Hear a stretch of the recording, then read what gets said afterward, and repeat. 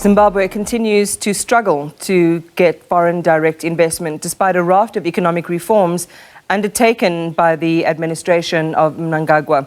Although the country has seen significant investment in the extractive mining sector, other critical sectors like healthcare, infrastructure, manufacturing and agriculture remain underinvested.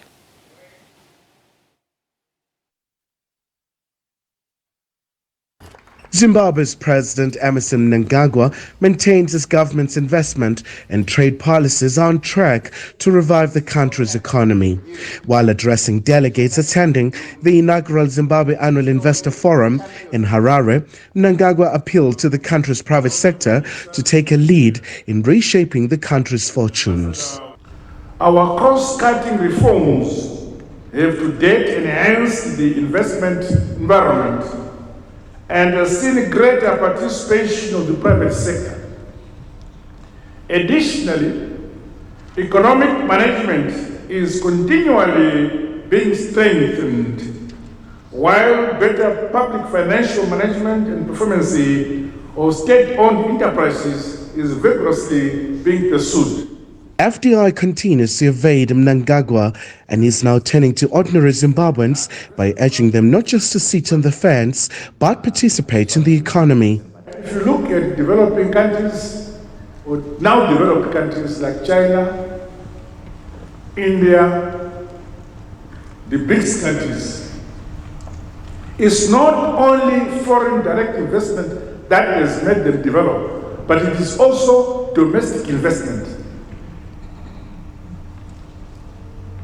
By domestic investment, we don't mean we should find among our citizens people who have bags and bags or lorries of money. No. We must have systems where the little that we have can be put together to do projects and we develop our country. According to the United Nations Conference on Trade and Development World Investment Report in 2021, China has become the leading investor in Zimbabwe and has also increased its trade volumes with the Southern African nation. In the first half of this year, the bilateral trade volume reached $973 million, with an increase of 57%, of which China imported $504 million from Zimbabwe and exported $469 million to Zimbabwe, up 103% and 26% respectively. As China is quickly surpassing Europe and America as the leading investor and trade partner for Africa, there are concerns that China's main motive is to exploit the continent's raw materials. Most African leaders have willingly mortgaged their natural resources in exchange for loans and mega projects with China. Frankly speaking, there are some wrong arguments about China-Africa Financing Corporation. The most absurd of which is the so-called China debt trap. Following their political independence, African countries have made tireless efforts towards national development and economic revitalization. In this process, a shortage of funds for development and the need for external financing are problems that African countries have to face. Therefore, Africa's debt situation is in nature an issue of development. So is Zimbabwe's debt situation. The solution lies in ensuring the effective use of funds and loans and increasing capacity of self-generated development. Zimbabwe's ruling ZANU-PF party has defended the Chinese participation in the country's economy.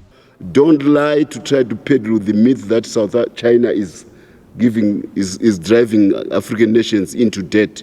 It's not true. When we get airports, when we get power stations, when we get steel plants, when we get lithium processing plants, when we get new parliaments, these are solid objects of human development. They are those who pontificate about what they can do for Africa. They've been around for a long time. So the Chinese come and invest on ground which nobody has been investing. And then we're finger pointing at those. Please bring your money, put your money there on the table, America. Don't put sanctions. Then we can talk about the merits or the otherwise of Chinese investment. Not when your hands are tied back at the back and you are being scrubbed, you are being mean, and then you say what you are doing is wrong. No, we want to see the color of your money, your investment dollar on the table. To date, Beijing has funded the expansion of Victoria Falls International Airport and upgrading of the Robert Mugabe International Airport. In the power sector, it has also funded the expansion of the country's two main sources of electricity, the Kariba Hydropower Station on the Zambezi River and the Hangwe Thermal Station.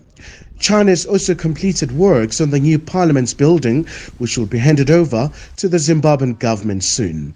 Khumalo, SABC News.